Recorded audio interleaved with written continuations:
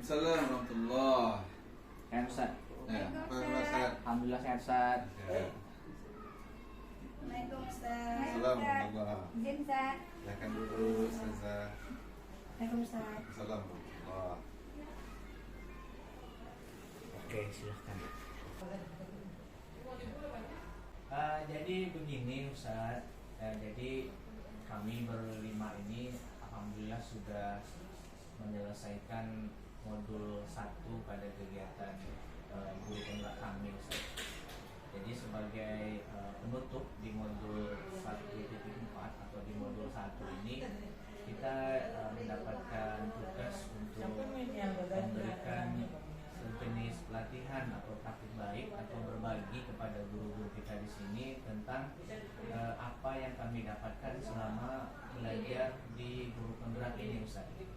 Jadi kami datang ke sini ini untuk meminta izin kepada Ustadz Anto sebagai kepala sekolah di sekolah ini, mungkin bisa kiranya pertama mungkin kami meminta bantuan kepada Ustadz untuk bisa mengumpulkan pada para guru untuk bisa mengikuti kegiatan kami, yaitu kami ingin berbagi praktik baik kepada para guru yang ada di sini.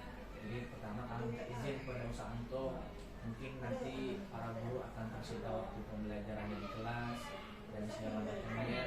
Jadi kami mohon dukungan juga dari Ustadz Sudi, kiranya mungkin Ustadz Anto bisa memberikan waktunya gitu guru-guru pada kami supaya kami bisa berbagi dengan para guru di sini Ustadz. Mungkin seperti itulah masuk ke dalam kami di sini.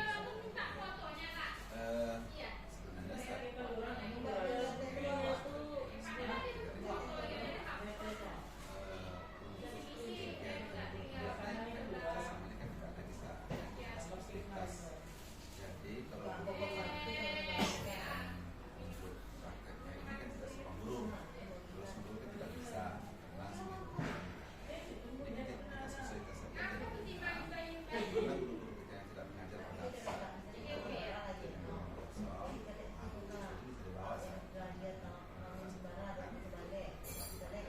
jadi kalau sekaligus semua guru seperti tidak bisa. Nah, harus sekaligus semuanya kita harus kan menggunakan program kelas jadi untuk biar acara ini bisa terlaksana dengan baik juga, kelas bisa berjalan dengan baik juga. Jadi kita menggunakan guru-guru yang tidak mengajar perasaan baik ini atau acara ini kita laksanakan. Ini itu ada Ustaz. Kemudian ini Ustaz, rencananya mungkin kita kapan Ustaz rencananya? Hari Jumat ini ya? Ya, hari Jumat. Mungkin hari Jumat itu tanggal berapa? Tanggal 20 ya. 19. 19 Desa. Tanggal 19 Pak, insya Allah. Jadi ruang guru rencananya insya Allah mau kita pakai. Jadi mungkin kalau pada tanggal tersebut ada kegiatan rapat atau semacamnya, mungkin minta dikondisikan dulu Ustaz, mungkin mau kita pakai untuk kegiatan penggerak. Kalau salah kalau ngajar kan kalau lagi capek mungkin bisa di-cancel kalau capek masuk undangan, tapi besok acara ini untuk undangan ini Dari Ustaz mungkin ada yang mau ditanyakan ke kepala sekolah? Kita kan tidak banyak juga membagi guru ya Ustaz. Tidak semua Ustaz, sekira 10 atau 15 guru.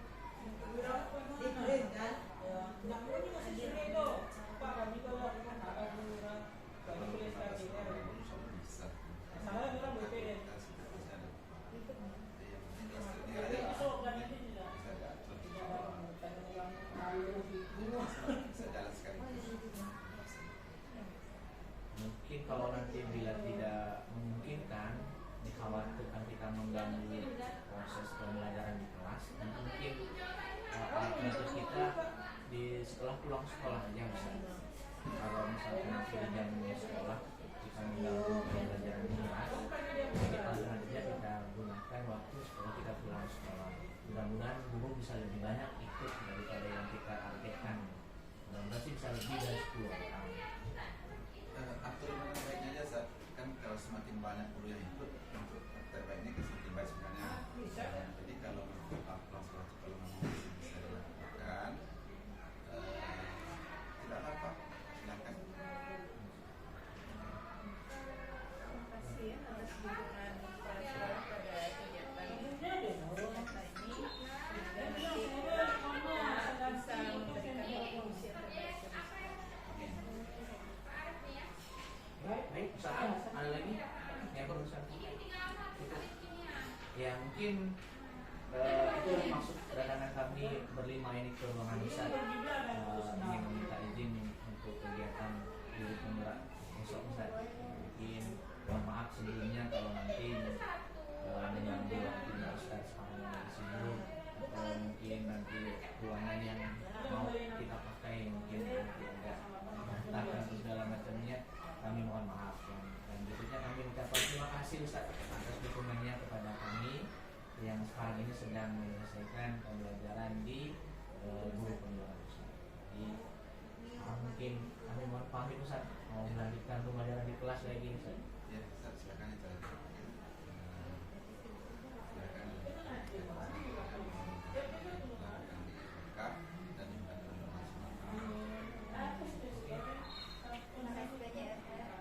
Oke, kita pamit Ustaz.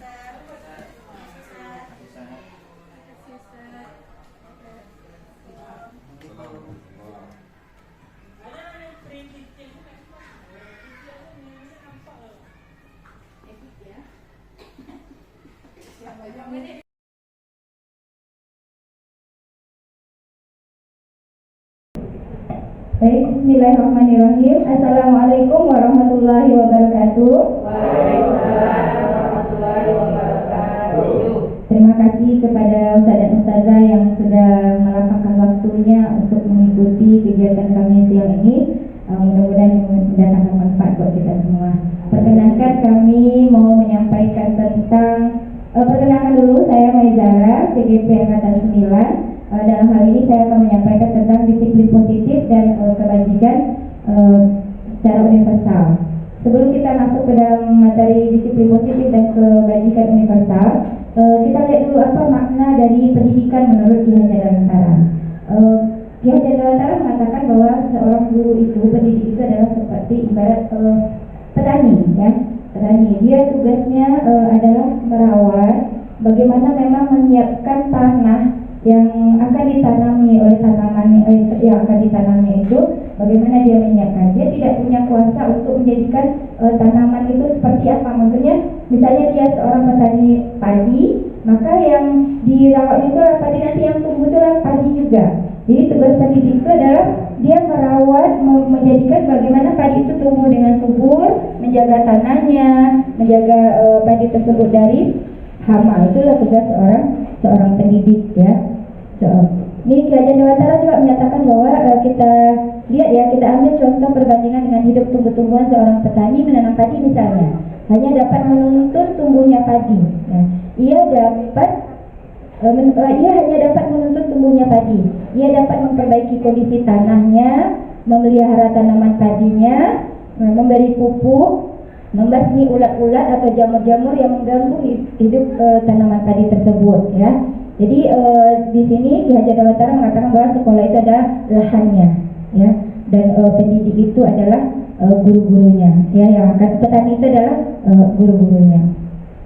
Nah, di sini menciptakan bagaimana tanggung jawab seorang guru itu adalah menciptakan suatu lingkungan yang positif yang terdiri dari warga sekolah yang saling mendukung, saling belajar, saling bekerja sama untuk terciptanya kebiasaan-kebiasaan baik, ya, untuk tumbuh menjadi karakter yang baik bagi warga sekolah.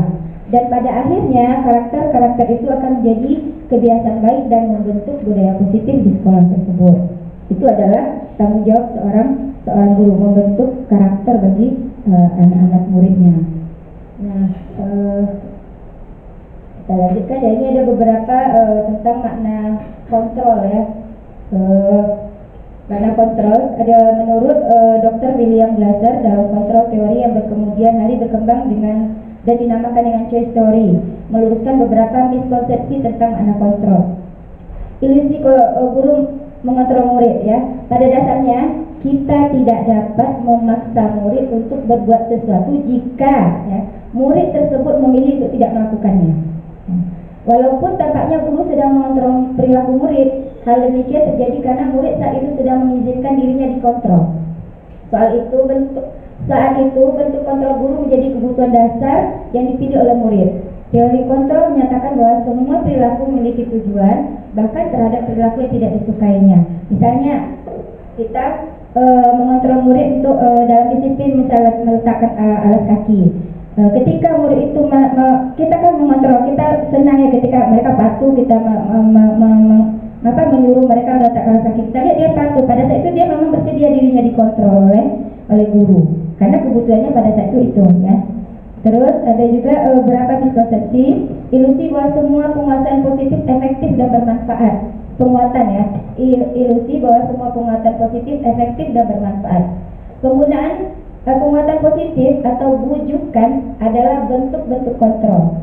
Segala usaha untuk mempengaruhi murid agar mengulangi suatu perilaku tertentu adalah suatu usaha untuk mengontrol murid tersebut. Dalam jangka waktu tertentu, kemungkinan murid tersebut akan menyadarinya dan mencoba untuk menolak bujukan kita, atau bisa jadi murid tersebut menjadi tergantung pada pendapat sang guru untuk berusaha.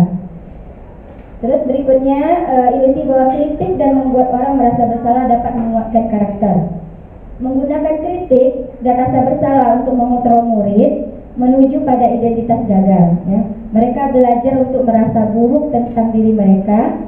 Mereka mengembangkan dialog diri yang negatif. Kadang-kala sulit bagi guru untuk mengidentifikasi bahwa mereka sedang melakukan perilaku ini, karena seringkali guru cukup menggunakan suara halus untuk menyampaikan pesan negatif. Berikutnya, ilusi bahwa orang dewasa memiliki hak untuk memaksa.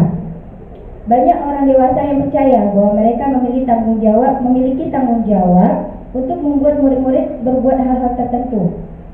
Apapun yang dilakukan dapat diterima selama ada sebuah kemajuan berdasarkan sebuah pengukuran kinerja. Pada saat itu pula orang dewasa akan menyadari bahwa perilaku memaksa tidak akan efektif untuk jangka panjang dan sebuah hubungan permusuhan akan terbentuk dalam hal itu. Ini menurut bagaimana seseorang bisa berubah dari paradigma stimulus respon kepada pendekatan teori kontrol. Menurut Stephen R. Covey ya, beliau mengatakan bahwa bila kita ingin membuat kemajuan perlahan, sedikit-sedikit ubahlah sikap atau perilaku kita. Namun, bila kita ingin memperbaiki cara-cara utama kita, maka kita perlu mengubah kerangka acuan kita. Ubahlah bagaimana kita melihat dunia, bagaimana Anda berpikir tentang manusia, ubahlah paradigma Anda, skema pemahaman dan penjelasan aspek-aspek tertentu tentang realitas.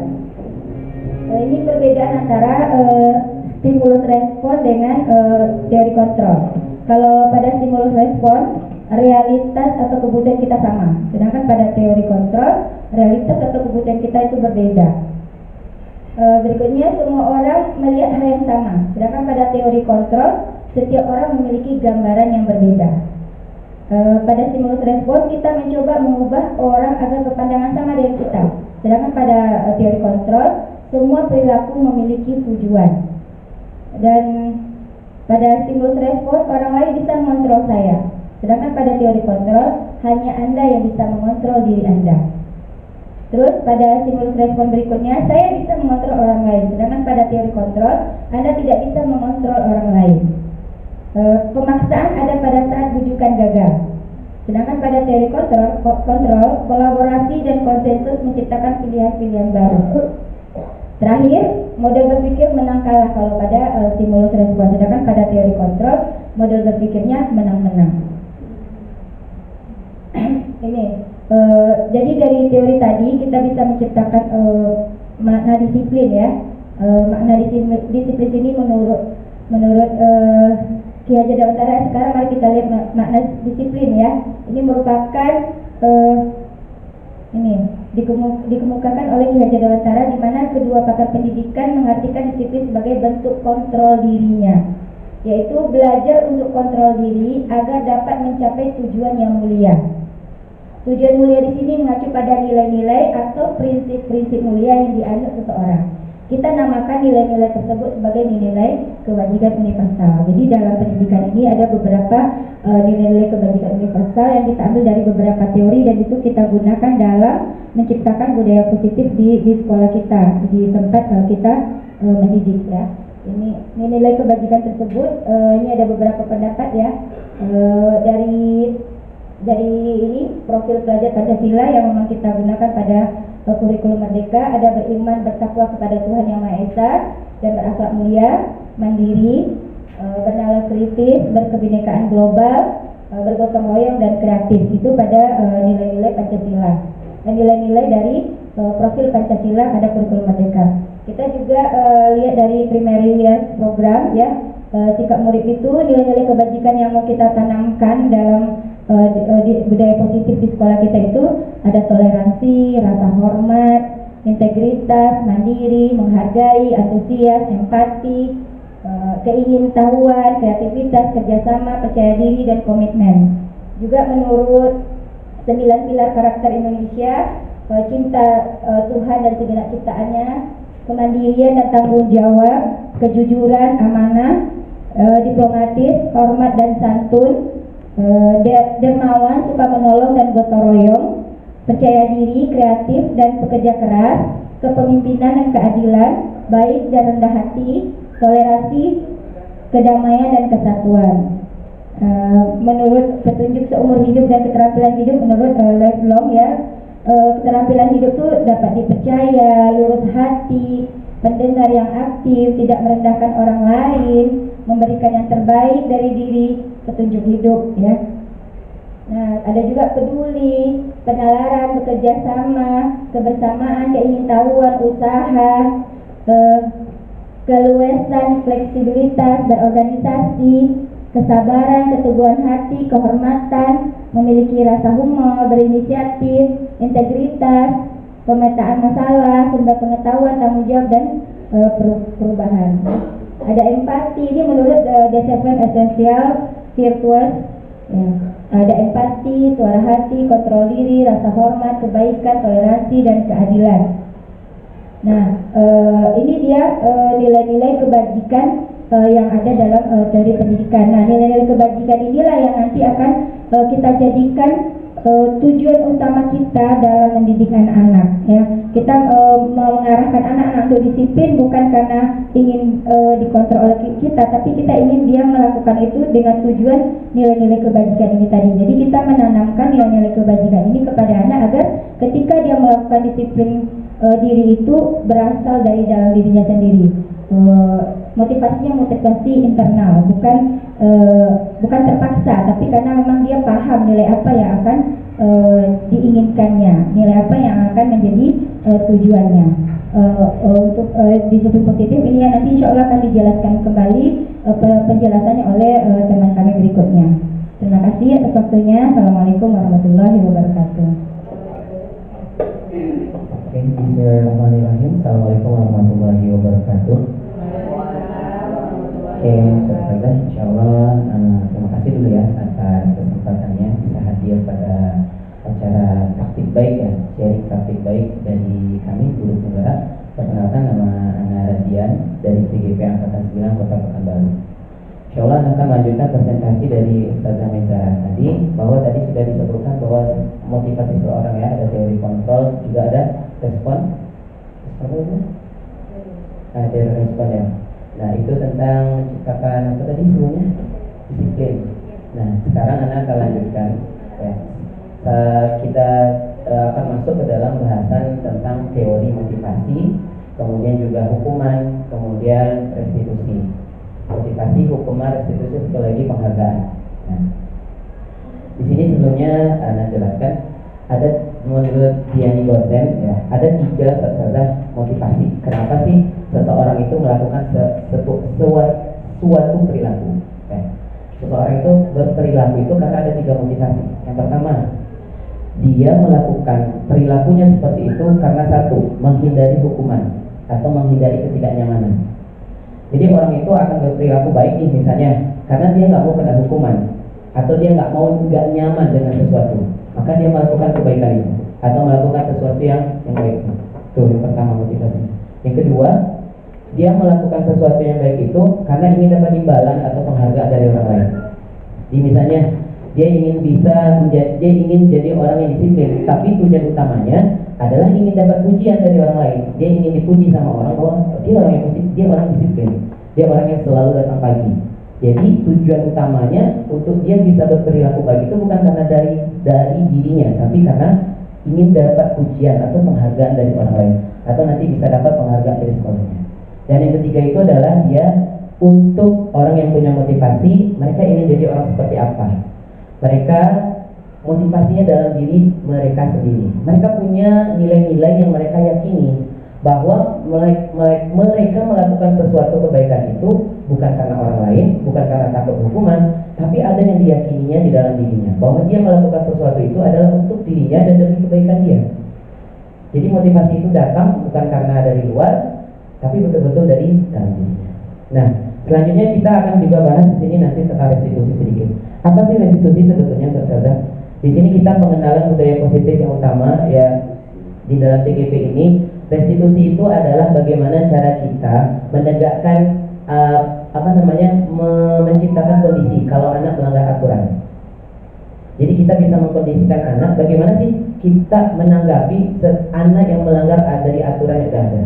Biasanya nih kalau kita menanggapi aturan itu anak-anak dia bakal dikasih hukuman atau konsekuensi. Nah di dalam sini dalam budaya positif ini kita akan belajar bahwa ada cara lain yang diajarkan, yaitu dengan cara restitusi. Restitusi itu seperti apa? Nah, di sini kita kalau restitusi itu kita akan kembalikan kepada anak bahwa kesalahan itu mereka akan cari solusinya sendiri, saudara. Jadi bukan kita yang kalau antum nggak bawa alas kaki, berarti antum konsekuensinya nggak boleh keluar lapangan. Enggak, tapi dia cari solusinya, saudara. Kalau dia melanggar, dia cari solusinya sendiri. Bukan kita yang bilang antum nggak bawa, antum makan berdiri, berarti denda 1.000. Bukan. Tapi dia, kalau antum makan berdiri, kira-kira apa solusinya yang kedepannya bisa antum lakukan lebih baik untuk menghilangkan yang tidak baik tadi dari dirinya, saudara, bukan dari peraturan kita.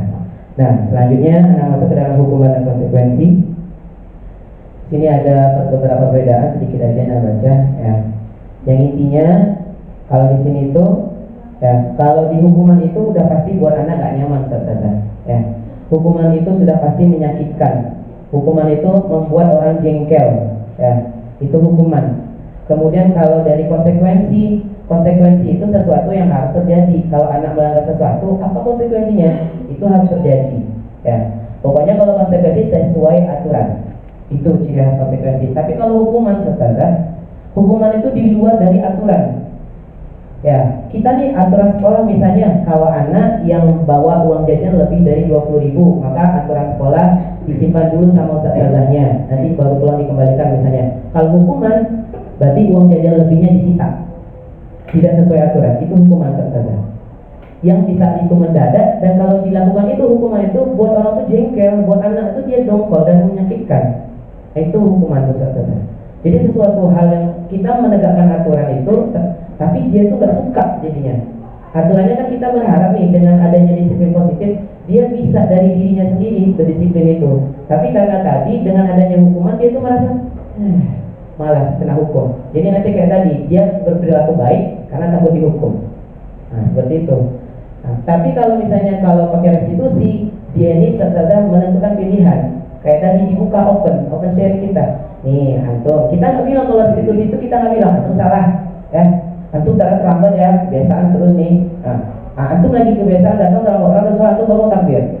Atau nggak pakai juga lagi dong, sekolah tuh bawa sendal kok ini. Kita nggak gitu, saudara. Tapi restitusi itu kita tanya dulu. Kita tanya, ya. Kita kenapa? Kita nggak salah jas. Antum salah. Antum kayak gini, antum kayak gitu.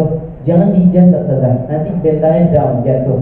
Aturannya dia mau bersemangat, mau melakukan sesuatu misalnya kan. Tapi karena langsung kita jatuh mentalnya, dia nggak suka lagi jadinya. Nah kalau lagi hukuman lagi dongkol dan lagi jengkel, akhirnya punya dendam.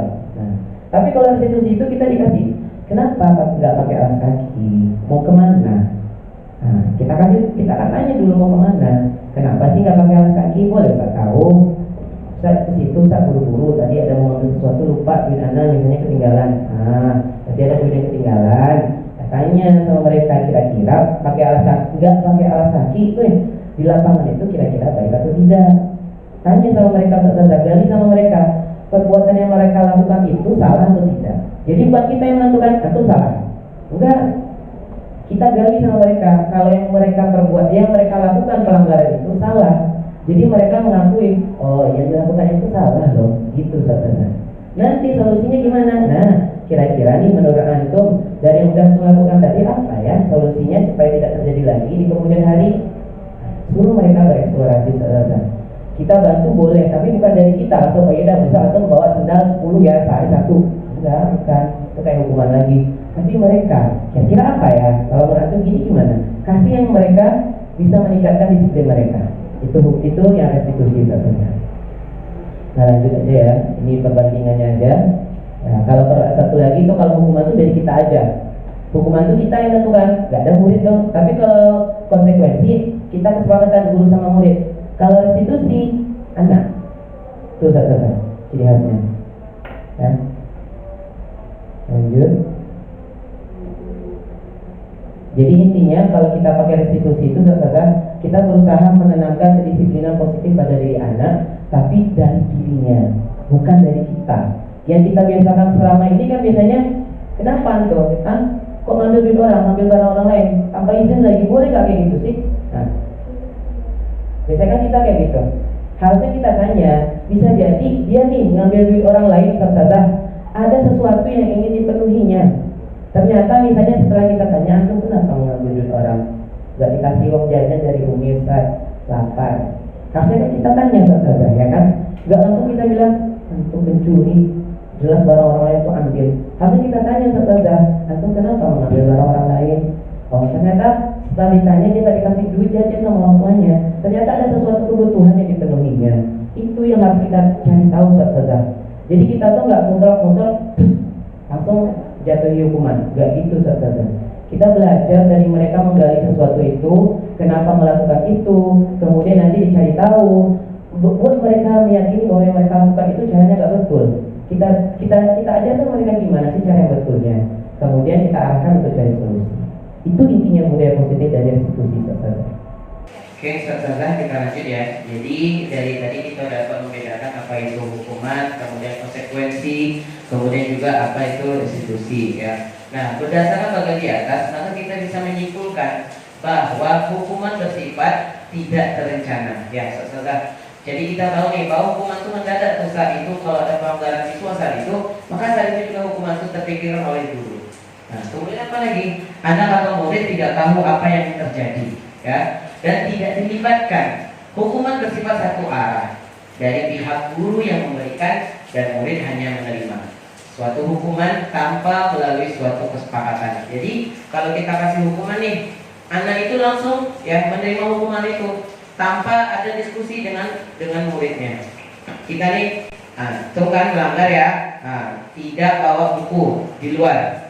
Langsung kita otomatis kasih sesuatu yang menyakitkan, kasih hukuman buat si murid tanpa ada bertanya kenapa, tanpa ada bertanya sama dia mau ngomong seperti apa. Kita langsung memberikan mendadak hukuman. Kemudian juga hukuman yang diberikan bisa berupa fisik maupun psikis ya. Bisa jadi nanti anak itu disakiti oleh perbuatan atau juga dengan kata-kata ya. Bukan berarti kalau misalnya kita baru menghukumnya dengan fisik berarti yang kata-katanya enggak gitu. Yang kata-katanya kadang iya juga saudara, bisa menjadi suatu hukuman buat anak-anak kita.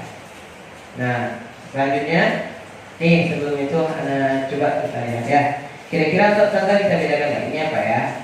Nah, kalau mencatat 100 kali dalam buku kalimat, saya tidak akan terlambat lagi karena terlambat sekolah.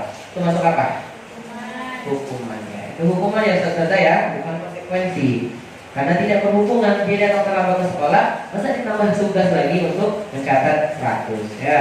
Seharusnya mungkin dikasih dia bertanya, kita bertanya kenapa bisa terlambat, apa alasannya. Selanjutnya nih, kalau lari mengelilingi lapangan bola basket 2 kali karena terlambat hadir di sekolah, hukuman atau konsekuensi? Hukuman ya, karena tidak berhubungan juga dengan keterlambatan. Kemudian membersihkan coretan yang dibuatnya di meja tulis. Sanksi ya, saudara ya. Kenapa itu sanksi? Karena nih kalau dia mencoret kan mejanya sebetulnya bersih, harus itu dicoret. Nah, apa yang bagusnya solusi dari mencoret meja supaya coretannya itu hilang? Berarti solusi yang terbaik adalah dihapus ya, saudara. Bukan berarti nih kalau solusinya ganti meja baru, nah itu bukan solusi namanya ya. Yang dia dicoret, yang dicoret itu pun bisa dihapus. Selanjutnya, kalau murid diminta untuk push up 15 kali karena tidak menggunakan masker sekolah, hukuman atau konsekuensi? Hukuman ya, saudara. Kita pakai masker kan supaya sehat, tidak terkena penyakit. Tapi sampai di sekolah lupa bawa masker, harusnya kalau kita sebagai guru nih, ada anak murid yang lupa bawa masker, kita harusnya kasih dia masker atau kita kasih dia tambah capek? Pasti kita kasih masker. Seperti itu ya, saudara ya. Bukan yang nggak pakai masker kita hukum, kita kasih kegiatan yang lain ya. Malah dia bisa jadi tambah sakit ya kan, sudah nggak pakai masker disuruh pula hukuman fisik. Aturan yang sehat malah jadi tambah sakit. Kemudian menggantikan kertas tugas teman yang telah dicoret-coret. Nah, itu hukuman atau konsekuensi? Konsekuensi, karena dia harus mengganti punya temannya sudah dicoret-coret. Lanjut, berjemur di lapangan basket pukul 12 siang karena mengobrol dengan teman, hukuman atau konsekuensi? Hukuman ya, saudara. Kenapa hukuman? Ya karena sesuai dengan dia mengobrol dengan temannya, mungkin di waktu kegiatan belajar mengobrol. Tapi hukumannya diberikan apa? Konsekuensinya? Bukan konsekuensinya. Apa namanya? Hukumannya adalah berjemur. Itu bukan sesuatu solusi masalah. Ya, itu akan menyebabkan fisik anak jadi sakit, bisa jadi di lapangan jam 12 siang. Kemudian juga membuat anak tertekan mentalnya. Kemudian murid diminta bertelanjang kaki sepanjang hari karena tidak menggunakan sepatu warna hitam sesuai peraturan sekolah. Hukuman atau konsekuensi? Hukuman. Ya, harusnya kalau anak nggak pakai sepatu hitam, kita ngapain? Biarin anak masuk sekolah, tanya alasannya, atau kita suruh dia nyeker? Ya, dia kan anak masuk sekolah. Nanti kita tanya alasannya. Bisa jadi dia pakai sepatu yang tidak warna hitam, mungkin sepatu yang kemarin hitam hilang, atau bisa jadi basah kemarin. Nah, itu standar. Itu yang perlu kita gali. Kita jangan langsung judge, nggak pakai sepatu hitam, buka sepatunya yang sekarang tuh pakai, nggak pakai alas kaki sekarang sekolah, karena kan nggak boleh pakai sepatu nggak warna hitam. Bukan seperti itu konsepnya, saudara ya. Tapi di restitusi ini kita belajar bagaimana sih ya, kita menggali lebih dalam. Kenapa si murid bisa melakukan hal tersebut, bisa melanggar aturan itu? Sebetulnya kan dia nggak mau, tapi karena dia melanggar itu pasti ada sesuatu. Itu yang perlu kita cari. Selanjutnya, berdiri di depan kelas sambil mengangkat kaki satu karena tidak bisa jawab pertanyaan. Nah, hukuman ya. Nah, terkadang kita biasanya banyak nih. Nah, dia bisa jawab diri. Bisa jawab diri. Ya, dia sudahlah tidak paham yang sudah kita ajarkan, kita hukum pula lagi. Ya, kalau dia nggak paham berarti bisa jadi cara yang kita ajarkan tidak tepat. Terus kita hukum, kira-kira sama tepat nggak dong? Enggak ya, malah dia mungkin semakin tidak suka dengan belajarnya. Aturannya dia sekolah ingin nambah ilmu, malah besok mungkin bisa jadi dia malas belajar ini lagi. Nanti nggak bisa jawab, nanti kena hukuman lagi. Nah, hilang semangat dia dalam belajar karena karena dihukum karena dia tidak bisa. Nah, kemudian membersihkan tumpahan air di meja tulis karena tersenggol pada saat belajar. Hukuman atau konsekuensi? Konsekuensi. Ya, kenapa konsekuensi? Karena sesuai dengan permasalahannya yang menumpahkan, maka si murid harus bertanggung jawab. Seperti apa tanggung jawabnya, solusinya? Mengelapnya. Kemudian kalau kehilangan 10 menit jam istirahat untuk mengerjakan tugas karena terlambat datang dan tertinggal pelajaran selama 10 menit. Itu konsekuensi atau hukuman? Konsekuensi.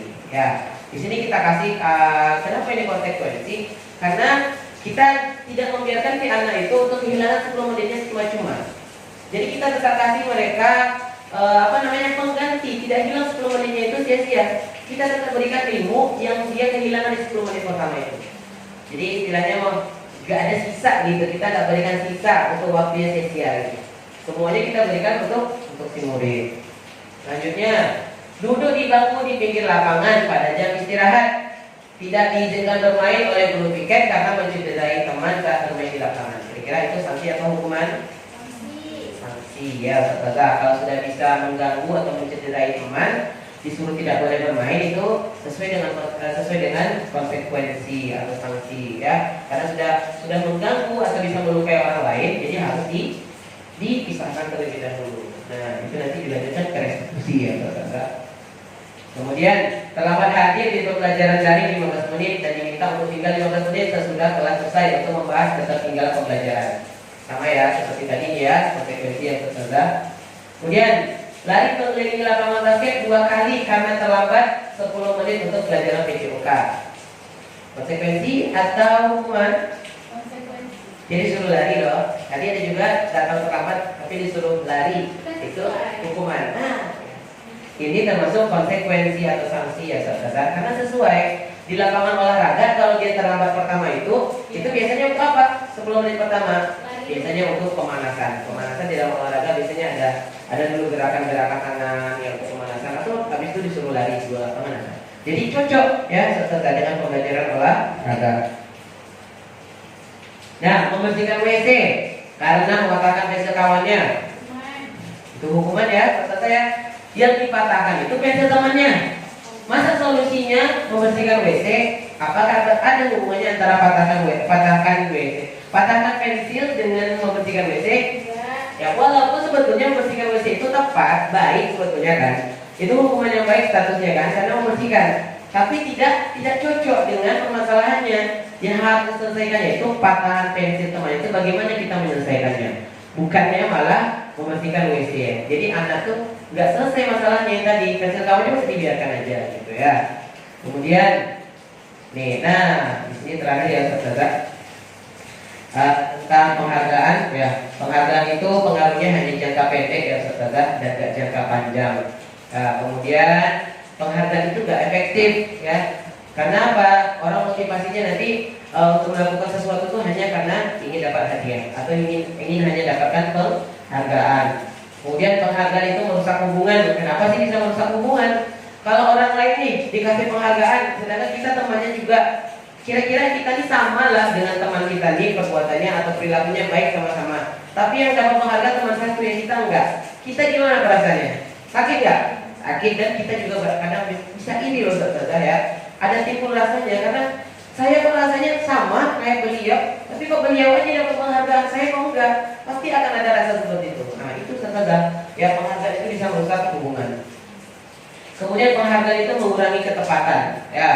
Selanjutnya penghargaan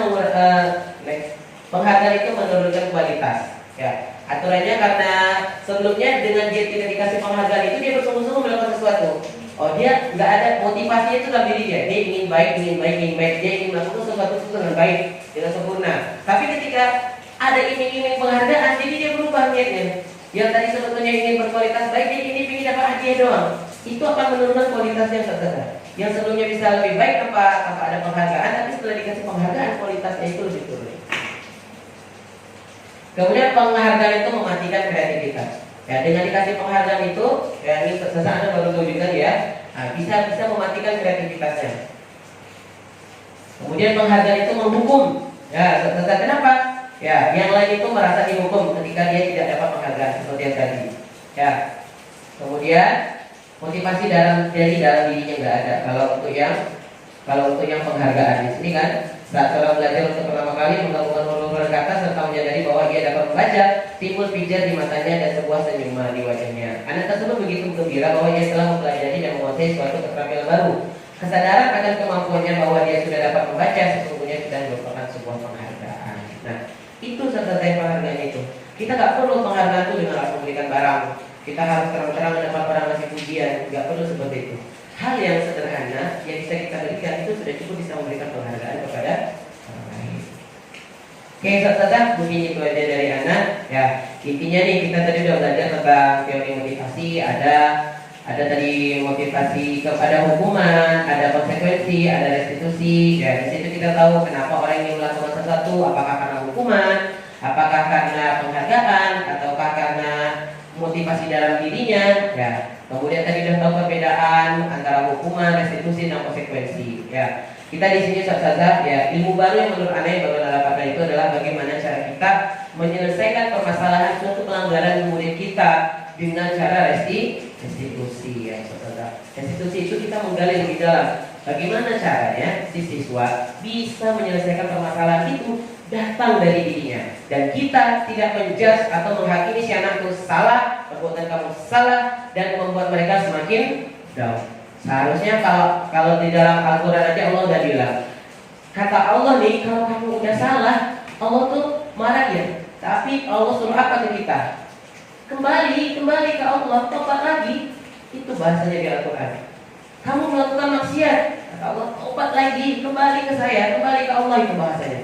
Kembali lagi ke Allah, tobat lagi. Wahai hambaku, itu Allah.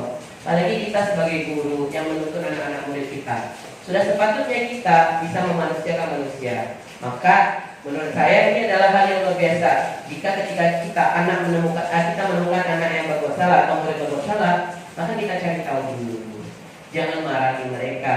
Ya. Bisa jadi ada sesuatu hal yang tidak kita ketahui di belakang pelanggaran atau permasalahan tersebut. Seperti itu ya saudara. Ya luar biasa. Semoga ini bisa menginspirasi kita semua dan bisa kita terapkan dalam kehidupan kita selama pembelajaran di sekolah. Mungkin itu dari Anda. Assalamualaikum warahmatullahi wabarakatuh. Bismillahirrahmanirrahim. Assalamualaikum warahmatullahi wabarakatuh. Waalaikumsalam warahmatullahi wabarakatuh. Baik, melanjutkan dari materi kita yang sudah dipaparkan oleh Ustazah Maizaroh di awal tentang nilai-nilai kebajikan. Kemudian Ustaz juga sudah memaparkan sedikit tentang hukuman, restitusi, dan konsekuensi. Jadi kita akan menerapkan itu semuanya di lingkungan sekolah kita, dan kita usahakan seperti yang Ustaz bilang, kita akan menghindari segala berbagai macam bentuk hukuman. Kita lebih mengutamakan kepada restitusi untuk menyelesaikan permasalahan yang ada di sekolah kita. Seminim-minimnya kita melaksanakan konsekuensi. Ya, bukan berarti menjalankan konsekuensi dan hukuman itu tidak baik, tetapi itu mungkin kita bisa laksanakan dan kita bisa terapkan pada tingkatan yang memang tak bisa lagi kita atasi, barulah kita mungkin bisa menerapkan konsekuensi atau hukuman. Tetapi itu kalau bisa kita hindari dan bisa kita selesaikan dengan cara restitusi.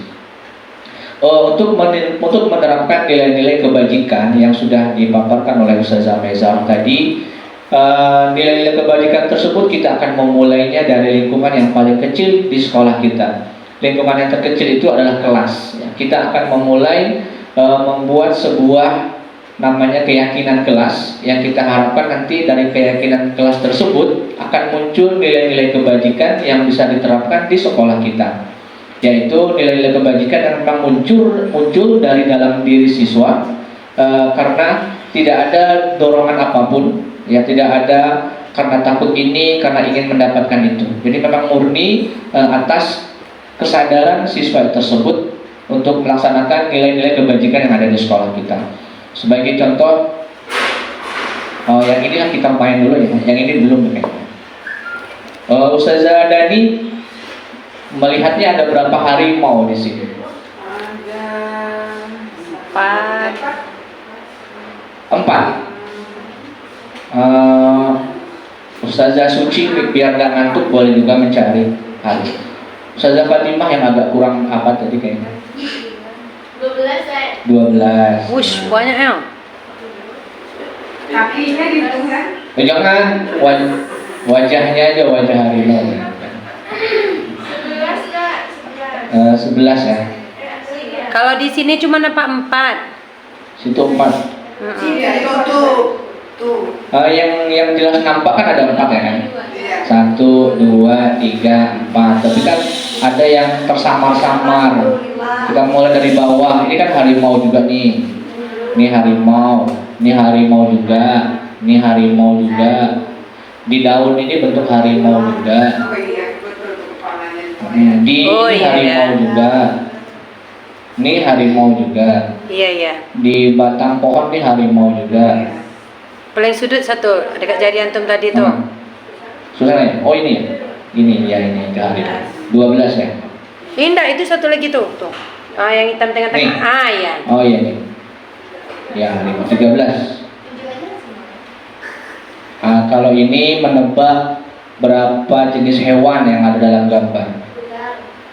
Hewan apa saja? yang Gajah. Unta ya? Unta, ular. Buaya, nampak buaya? Buaya nampak dekat pohon. Ya, ini buaya. Rusa, ini dia rusa. Daunnya kelinci. Mungkin ini unta. Unta, ular. Ular. Kupu-kupu bunganya dan segala macam. Oke, cukup ya. Kalau yang ini tuh kita harus miring nengoknya untuk menjadikan sebuah anjing. Dibalik. Guguk. Kalau nggak bisa dibalik gambarnya kita yang balik. Ini lidahnya, ini hidungnya, ini matanya. Oke, cukup ya. Oke, ini adalah sekilas tentang tanya jawab kita sebelum masuk ke materinya. Ada sebuah pertanyaan, mengapa kita harus memakai helm pada saat berkendara sepeda motor di jalan raya? Kalau dari Ustazah Dina, kira-kira apa jawabannya? Mengapa harus pakai helm pada saat berkendara? Keselamatan anggota tubuh. Ada lagi? Takut polisi. Takut polisi, ya. Alternatif jawabannya bisa karena kita patuh kepada peraturan, takut kepada polisi, atau lebih kepada keselamatan. Lebih kepada takut, ya betul. Kita lebih saat ini kita lebih berpikir kenapa kita menggunakan helm lebih kepada ini. Takut ditilang polisi dan takut polisi. Ya, tetapi yang sebenarnya tentu kita harus lebih mengutamakan keselamatan. Atau tidak adanya polisi atau tidak adanya peraturan, tetap helm itu harus kita pakai karena itu menyangkut keselamatan. Keselamatan inilah yang kita sebut dengan nilai-nilai kebajikan atau keyakinan yang ada dalam diri kita, yang sebisa mungkin kita munculkan setiap kali kita beraktivitas. Jadi ada hal-hal baik yang muncul dalam diri kita atas dasar kesadaran kita sesuai dengan nilai kebajikan yang akan kita peroleh kalau kita melaksanakan itu. Itu adalah namanya keyakinan atau kebajikan tadi. Kalau di sekolah kita sering melarang siswa itu untuk berlari. Jangan berlari, jangan berjalan saja. Tapi di balik itu semuanya, apa nilai kebajikan yang ingin kita tanamkan kepada siswa? Adalah keselamatan. Kemudian apalagi tuh? Kita tidak boleh di tangga juga tak boleh berlari. Kemudian di halaman kita memakai alas kaki. Tentu ada alasan itu semuanya. Yaitu ada nilai kebajikan yang sebenarnya ingin kita tanamkan kepada siswa. Itu nilai kebersihan dan segala macamnya. Nah, tetapi kita jarang menyampaikan itu kepada siswa. Dan kita selama ini kan di sekolah ya, kebanyakan di sekolah itu membuat peraturan. Kebanyakan kita tuh membuatnya peraturan, tidak keyakinan gitu. Dan mereka waktu siswa masuk pertama kali ke sekolah kita, peraturan itu sudah ada gitu. Peraturan itu sudah ada. Nah, alangkah baiknya jika itu semuanya disosialisasikan kepada siswa. Jadi siswa itu bisa diharapkan nanti bisa muncul ininya, kesadaran, keyakinan dalam dirinya bahwa itu kenapa kita melaksanakan atau kenapa kita memiliki peraturan itu. Nah, oke. Ini tadi ya, mengapa kita harus memakai kata keyakinan kok tidak peraturan? Karena kalau keyakinan kelas itu atau keyakinan terbentuk atas dasar kesepakatan. Oke, kita sekarang berbicara tentang keyakinan kelas ya. Karena terbentuk atas dasar kesepakatan bersama di kelas antara murid dan gurunya. Nah, kemudian keyakinan kelas itu merupakan hasil diskusi, mufakat bersama apa saja yang ingin disepakati di kelas itu. Harapannya nanti kalau kita sudah anggap saja berhasil di kelas itu, bisa menerapkan mereka itu di lingkungan sekolah yang lebih luas. Anak yakin kita semuanya sebagai guru punya keyakinan yang berbeda di kelasnya, karena menyesuaikan dengan kondisi di kelasnya. Atau mungkin punya keyakinan yang sama tapi dengan bahasa yang berbeda juga nggak ada masalah. Terus termasuk konsekuensinya itu juga kita sepakati bersama. Konsekuensinya kita sepakati bersama supaya nanti tidak memunculkan hukuman di sana. Hukuman itu kan satu arah gitu kan, hanya guru yang menentukan hukumannya apa konsekuensi. Tapi kalau konsekuensinya kalau sudah disepakati bersama, insya Allah siswa pun akan melaksanakannya dengan senang hati. Dan konsekuensinya yang menentukan itu bukan guru, tetapi siswa. Kita bicarakan dengan siswa supaya tidak muncul hukuman tadi itu. Kita sepakati mereka maunya diapain kalau melanggar itu. Dan kita tidak boleh mengarahkannya kepada hukuman, harus konsekuensinya. Yang berikutnya, oke, yang tadi itu keyakinan ya. Kalau peraturan kelas itu disusun oleh satu pihak, yaitu guru, tanpa adanya konsekuensi bersama. Jadi kalau sebuah kelas tidak ada keyakinan kelasnya, itu akan menjurus kepada peraturan yang ujung-ujungnya nanti memberikan hukuman gurunya. Misalkan kita baru masuk menjadi guru kelas baru di tahun ajaran baru, tiba-tiba di kelas itu sudah ada peraturan kelas, sudah ada peraturan kelas yang sudah pernah kita buat bersama, yang sudah pernah kita bikin gitu. Tapi siswa yang baru masuk ini nggak tahu menahu, tiba-tiba sudah ada peraturan seperti itu. Sebaiknya itu dihindari. Kita buang itu, kita bikin kesepakatan baru, kita bikin keyakinan baru dengan kelas-kelas, dengan anggota kelas yang baru. Ya. Jadi untuk menghindari hukuman tadi itu.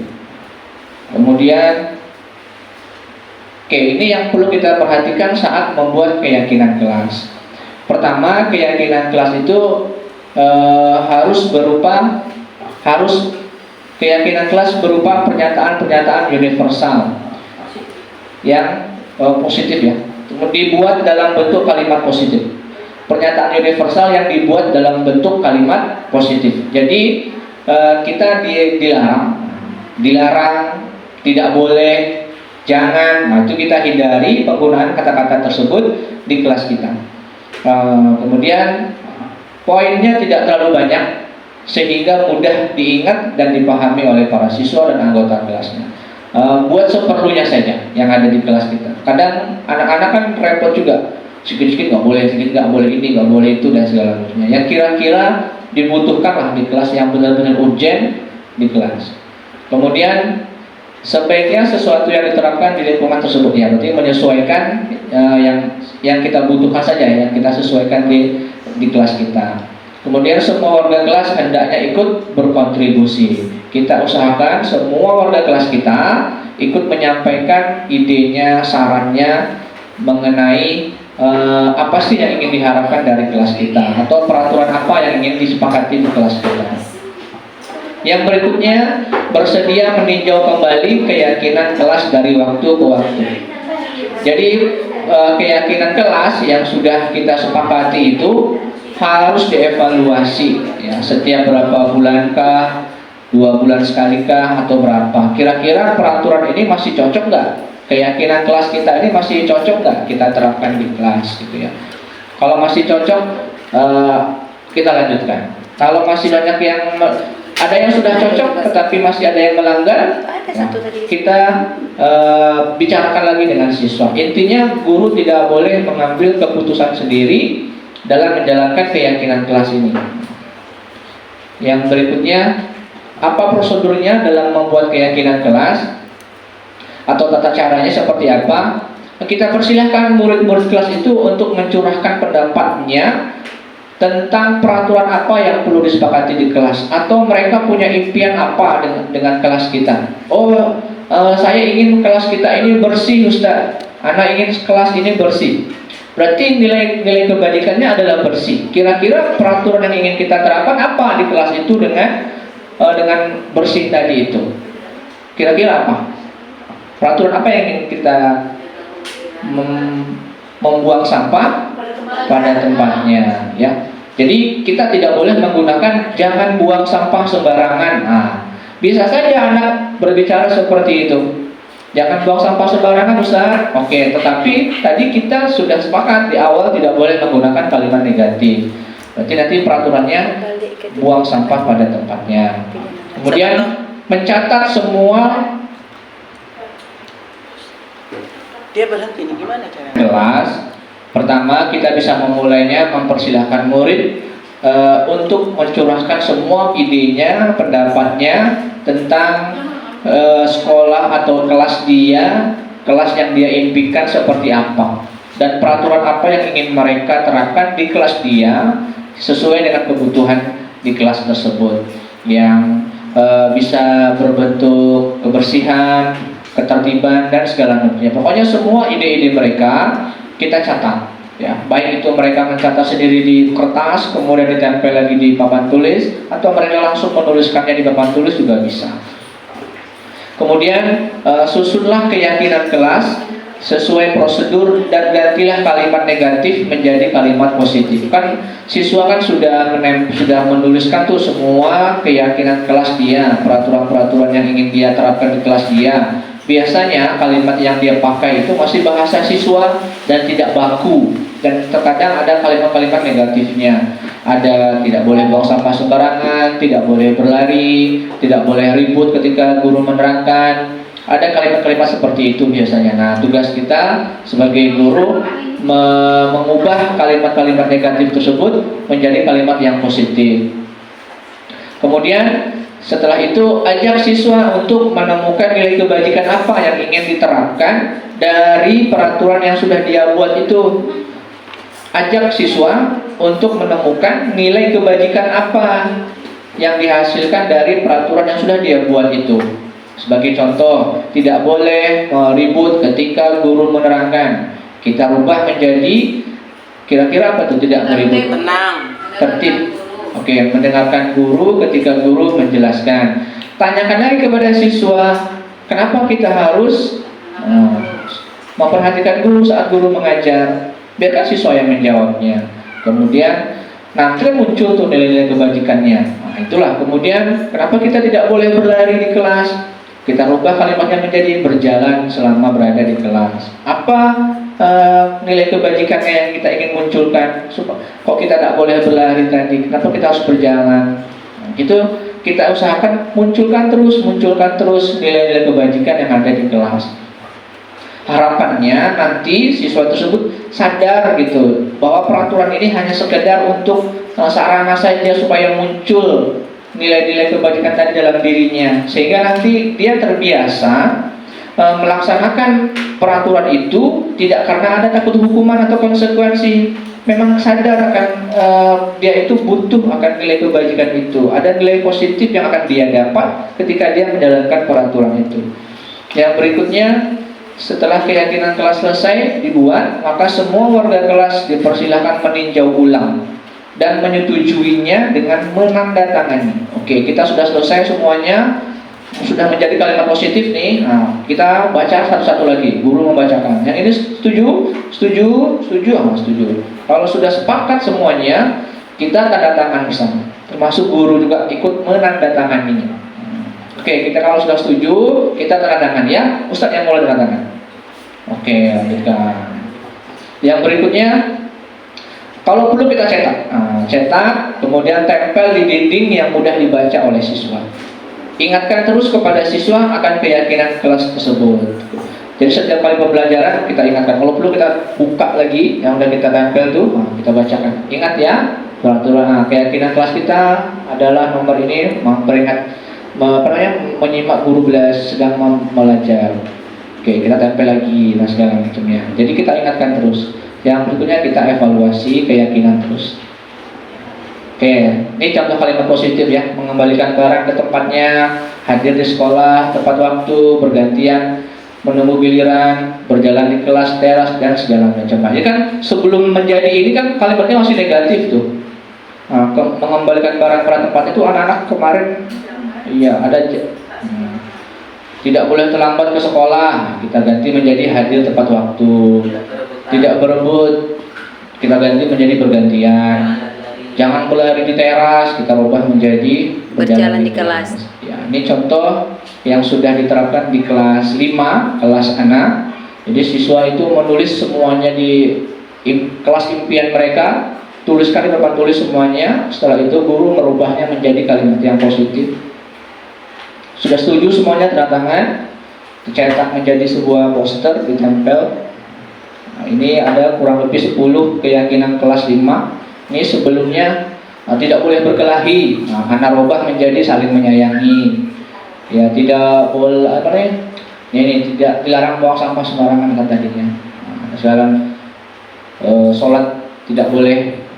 Nah, sekarang ini kalimatnya dulu kalimat negatif semuanya. Oke, cukup ya. Baik, demikian yang dapat kami sampaikan tentang keyakinan kelas. Semoga bermanfaat. Assalamualaikum warahmatullahi wabarakatuh. Waalaikumsalam warahmatullahi wabarakatuh. Assalamualaikum warahmatullahi wabarakatuh. Waalaikumsalam warahmatullahi wabarakatuh. Alhamdulillahirrabbilalamin. Wassalatu wassalamu ala asrofil anbiya'i wal mursalin wa ala alihi wa sahbihi ajma'in. Alhamdulillah, izinkan Ana Akhia Rahmah CGP Angkatan 9 menyampaikan materi tentang 5 posisi kontrol dan kebutuhan dasar.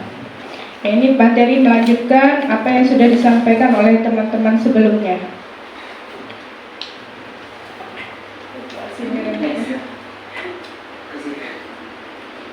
Pertanyaan pemantik, Tisa dan Hana dipanggil masuk ke ruangan Ibu Dewi, Kepala Sekolah SMA Makmur.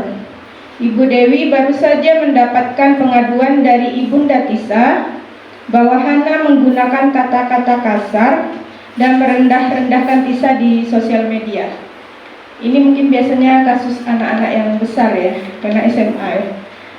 Menurut Ustazah Suciani, kalau Ustazah Suciani sebagai kepala sekolah Ibu Dewi tadi, apa yang Bu Suci lakukan atau Ustazah Suci lakukan? Namanya Tisa dan Hana yang mengejek Tisa. Yang mengejek Hana. Hana menggunakan kata-kata kasar dan merendahkan temannya Tisa di sosial media. Mungkin awalnya dipanggil dulu keduanya karena untuk mengkonfirmasi apakah benar yang diucapkan oleh Hana kepada Tisa. Jadi keduanya dipanggil ke ruangan kepala sekolah. Ya, berarti konfirmasi dulu kepada kedua anak apakah benar yang ia lakukan. Terima kasih Bu Suci. Baik, kita lanjutkan.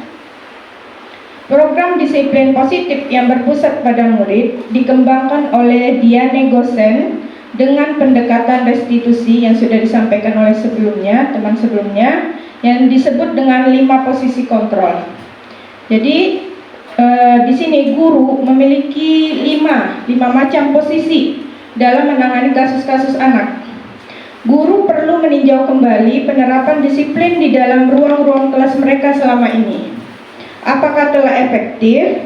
Apakah sudah berpusat kepada murid, memerdekakan dan memandirikan murid? Bagaimana cara menanganinya? Jadi ada 5 posisi kontrol seorang guru dalam menangani kasus-kasus yang terjadi di kelas atau di sekolah. Yang pertama sebagai penghukum, yang kedua pembuat rasa bersalah, yang ketiga teman, yang keempat pemantau, yang kelima manajer. Jadi dari Bapak Ki Hajah Dewantara menginginkan bahwa dalam pendidikan tumbuhlah kodrat anak, kodrat alam dan kodrat zaman. Jadi ketika seorang guru berposisi di posisi penghukum atau posisi pembuat rasa bersalah, apakah bisa menumbuhkan kodrat anak, yaitu kodrat sesuai dengan alam dan zamannya. Kemudian apakah posisi teman, pemantau, manajer juga apakah bisa menumbuhkan kodrat anak. Jadi seorang guru bukanlah orang yang menulis seorang murid seperti di kertas kosong. Terserah seorang guru mau menuliskan apa, tetapi anak itu sudah memiliki atau membawa kodratnya sendiri. Guru hanya menebalkan garis putus-putus. Jadi anak-anak itu seperti garis putus-putus. Guru hanya bertugas menebalkan kodrat anak. Ya. Yang pertama penghukum. Seorang penghukum bisa menggunakan hukuman fisik. Ya, kadang juga verbal. Seperti apa contoh posisi guru sebagai penghukum? Patuhi aturan saya atau awas. Yang kedua, kamu kamu selalu saja salah. Yang ketiga, selalu, pasti selalu yang terakhir selesai. Itu adalah kalimat penghukum, ya, baik bentuk fisik maupun verbal. Guru seperti ini senantiasa percaya hanya ada satu cara agar pembelajaran bisa berhasil, yaitu cara guru tersebut. Jadi di sini yang ingin diubah adalah mindset atau cara berpikir seorang guru, bahwa hanya dia bisa mengubah murid. Bagaimana murid datang terlambat bisa hadir tepat waktu, bagaimana murid yang suka di kelas ribut bisa tertib, hanya dia bisa mengubah anak. Mindset inilah yang ingin diperbaiki atau diubah oleh Bapak Ki Hajar Dewantara kita. Yang kedua, pembuat rasa bersalah. Pembuat rasa bersalah akan menggunakan keheningan yang membuat orang lain merasa tidak nyaman, bersalah atau rendah diri. Memang dia tidak menggunakan hukuman fisik gitu ya, tetapi dengan suara lembutnya menimbulkan rasa bersalah pada murid. Apa contoh kata-katanya? Ibu sangat kecewa sekali dengan kamu. Kemudian, berapa kali Bapak harus memberitahu kamu ya? Yang ketiga, gimana coba kalau orang tua kamu tahu kamu berbuat begini? Jadi kata-kata yang ditimbulkan untuk memperbaiki kesalahan anak adalah dengan cara membuat anak posisi bersalah. Di posisi ini, murid akan memiliki penilaian diri yang buruk tentang mereka. Jadi murid menyadari, tapi kadang dia memiliki bahwa aku ini sudah membuat, ya anak ini sudah membuat bersalah kepada guru, merasa dirinya bersalah, ya. Kemudian bersalah kepada orang tuanya. Kemudian murid merasa tidak berharga dan telah mengecewakan orang-orang yang disayanginya. Posisi yang ketiga, teman. Guru pada posisi ini tidak akan menyakiti murid, namun akan tetap berupaya mengontrol murid melalui cara persuasi. Contohnya, ayo bantulah demi Bapak ya. Ayo ingat, jika tidak ada bantuan Bapak selama ini, apa yang terjadi, seperti itu ya. Kemudian yang sudah kali ini tidak apa-apa, nanti ibu yang bantu bereskan. Jadi posisinya sebagai teman yang membantu murid. Bagaimana dengan posisi teman ini? Ada hal negatif ya dari posisi teman adalah bila suatu saat guru tersebut tidak membantu, maka muridnya akan kecewa.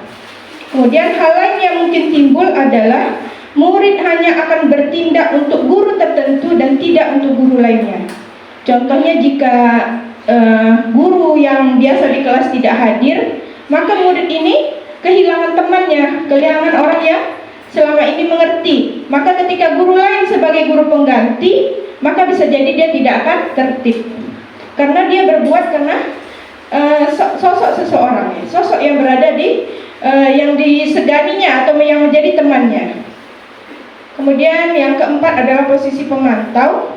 Memantau berarti mengawasi. Dengan menggunakan sanksi atau konsekuensi, kita dapat memisahkan hubungan pribadi kita dengan murid. Contohnya peraturannya apa? Jadi menanyakan kalau terlambat peraturan sekolah kita apa, ya? Atau anak-anak yang berlari, adakah peraturan di sekolah kita tentang berada di teras, seperti itu ya? Apa yang telah kamu lakukan? Ya, jika mereka melanggar, sanksi atau konsekuensinya apa, gitu ya? Seorang pemantau sangat mengandalkan penghitungan, catatan, data yang dapat digunakan sebagai bukti atas perilaku seseorang. Yang terakhir, inilah posisi yang diharapkan dari seorang guru adalah manajer. Posisi di mana guru berbuat sesuatu bersama dengan murid, mempersilahkan murid mempertanggungjawabkan perilakunya, mendukung agar murid dapat menemukan solusi atau permasalahannya sendiri. Apa contoh kata-kata bagi seorang manajer? Apa yang kita yakini kembali kepada keyakinan kelas. Apakah kamu meyakininya? Kemudian jika kamu meyakininya, apakah kamu bersedia memperbaikinya? Jadi ketika kita sebagai seorang manajer, kita menanyakan keyakinan yang sudah dibahas oleh Ustadz Tato Iskandar tadi ya, nilai-nilai. Kenapa misalnya kamu terlambat? Apa yang kamu yakini sehingga datang terlambat?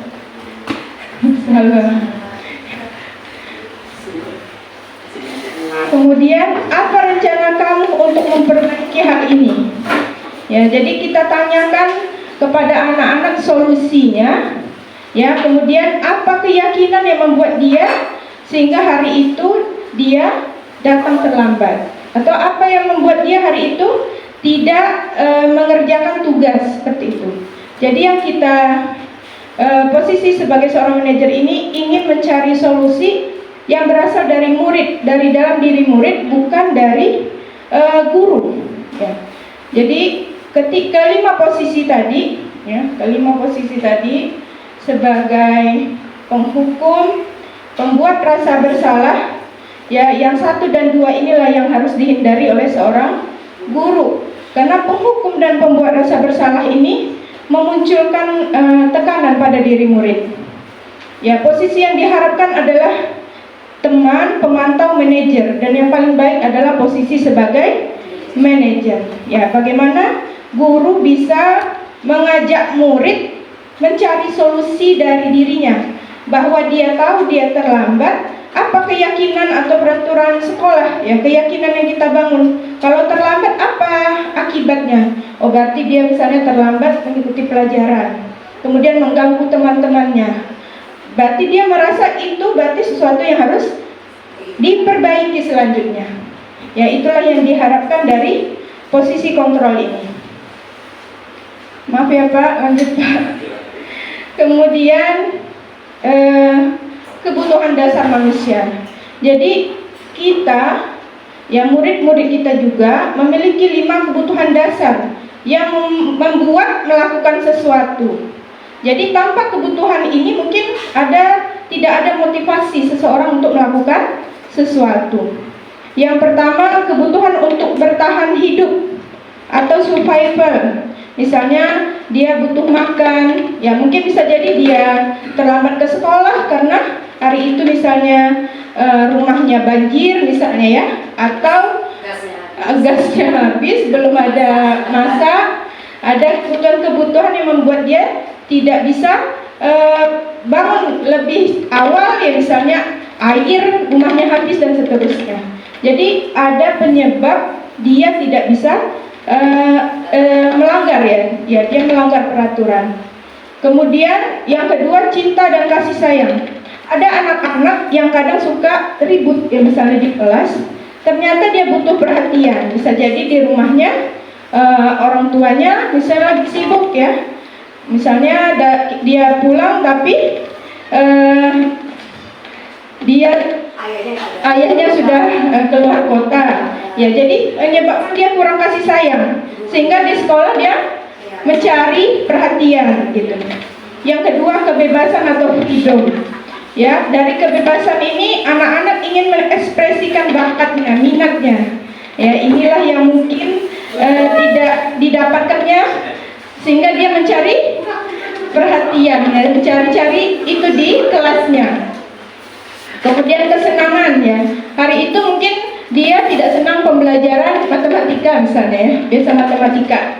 Kemudian akhirnya dia tidak memperhatikan guru atau tidak mau mengerjakan tugas yang diberikan, sehingga dia tidak fokus pada pembelajaran hari itu, ya, sehingga dia tidak menyenangi, ya, tidak menyenangi, dan ternyata dia lebih senang dengan cara pembelajaran yang lain. Nah, jadi itulah penyebab kenapa dia mungkin dia tidak mengerjakan tugas dan tidak fokus pada gurunya hari itu. Kemudian kekuasaan, ya, ini ingin menunjukkan bahwa dia juga bisa berprestasi. Contoh, ingin diakui, ya, temannya tampil, dia nggak pernah disuruh tampil. Jadi dia bikin istilahnya mengganggu, ya, mengganggu teman yang tampil. Mungkin karena dia ingin diakui bahwa dia juga bisa tampil, gitu. Atau misalnya lomba, dia tidak pernah ditunjuk lomba. Jadi dia ingin menunjukkan dirinya, makanya dia mengganggu temannya karena dia ingin tampil juga. Jadi inilah kebutuhan murid yang mungkin juga yang harus kita perhatikan. Bisa jadi dia melanggar, tidak mematuhi peraturan karena kebutuhannya tidak terpenuhi. Mungkin sudah cukup, ya, penjelasan tentang posisi kontrol dan kebutuhan dasar manusia. Terima kasih banyak atas perhatian Ustadz dan Ustazah. terutama Bapak asesor ini tamu pada hari ini.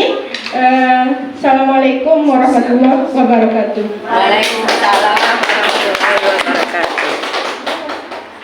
Setelah mengikuti kegiatan ini, yang sebelumnya saya belum mengetahui ya bahwa seorang guru itu harus bisa menjadi seorang manajer.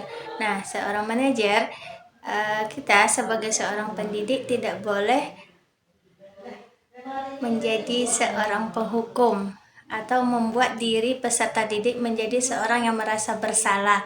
Alhamdulillah, banyak hal atau pencerahan yang didapatkan dari kegiatan ini. Assalamualaikum warahmatullahi wabarakatuh. Terima kasih atas pemaparan yang sudah disampaikan oleh CGP tentang budaya positif yang akan diterapkan di sekolah. Alhamdulillah dari apa yang dipaparkan, saya sebagai guru semakin berusaha untuk menjadikan budaya positif, menciptakan budaya positif di kelas, baik dalam menciptakan keyakinan kelas, di mana keyakinan kelas itu kita buat bersama siswa, guru dan siswa. Jadi keyakinan kelas itu adalah sebuah aturan yang dibuat oleh guru dan siswa, yang dijalankan oleh guru dan siswa. Nah, di mana perbedaannya? Kalau selama ini kita hanya membuat peraturan kelas yang langsung datang dari guru, nah sedangkan keyakinan kelas itu datang dari siswa dan pelaksananya adalah guru dan siswa. Nah, kemudian dalam mengatasi permasalahan yang dihadapi oleh siswa, dalam pemaparan tadi disampaikan bahwa ada satu metode yang terbaru ya, yang bisa kami terapkan sebagai guru, yaitu namanya restitusi. Restitusi yang disampaikan berupa bagaimana seorang guru mampu mengatasi permasalahan anak, di mana anak tersebut yang memberikan solusi-solusi dari permasalahan yang diberikannya, sedangkan guru hanya sebagai wadah atau mendengarkan, sementara solusi dari permasalahan yang datang dari anak itu diselesaikan sendiri oleh anak. Nah, kemudian kedudukan kita sebagai guru yang juga disampaikan di situ, di sana dikatakan posisi baik sebagai guru itu adalah sebagai manajer, ya, dimana di situ ada guru sebagai penghukum, ya, yang penghukum tim mungkin selama ini banyak kita lakukan. Mudah-mudahan dengan pemaparan yang disampaikan tadi, kita sebagai guru itu merubah posisi kita sebagai manajer. Mungkin itu saja yang bisa saya sampaikan. Assalamualaikum warahmatullahi wabarakatuh.